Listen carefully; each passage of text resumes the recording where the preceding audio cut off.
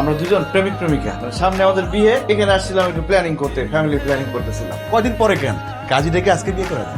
না না না না স্যার কি স্যার ভালোই হয় স্যার, আপনি মুরব্বী মানুষ, আপনি থেকে একটা কাজ করাই দিলেন। নিচে একটা কাজী অফিস আছে, ওখান থেকে কাজীকে ডেকে নিয়ে আসেন। পুলিশকে দেখে তো ইচ্ছা করে এটা করছিস তাই না? তোমার দেখার পর আমার মনে ধরে গেছে, তাই চিন্তা করলাম বিয়েটা করে হয়, সুযোগ যখন পাইছি।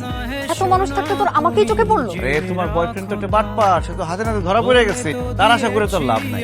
এখন আমি তোমার স্বামী, আমার নিয়ে খুশি থাকো। চলো তোমাদের বাড়িতে যাই, আমার শ্বশুর শাশুড়ি সালাম করে দোয়া নিয়ে আসি। তুমি আমাকে চেনো না, আমিও তোমাকে চিনি না। খবরদার আমার পিছন পিছন আসবে না। তুই আমার বাসা পর্যন্ত চলে আসছিস? বিয়ে করছি, বোর কাছে আসবো না? শ্বশুর বাড়ি থাকতে কেউ কি হোটেলে ভাড়া থাকে?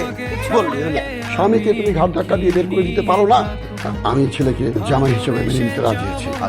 দেখো ওই দিন যেটা হয়েছে তুমি ভুল বুঝতেছো আমাকে। দেখো ওই মেয়েটাকে আমি একদম চিনি না, মানে কি ও হচ্ছে রুশোর গার্লফ্রেন্ড। রুশো আসতে দেরি করতেছিল, তাই আমাকে ফোন করে বলছে আমি হইছে তোর বানর গল্প যে তোর নাটকে দিতে পারিস না।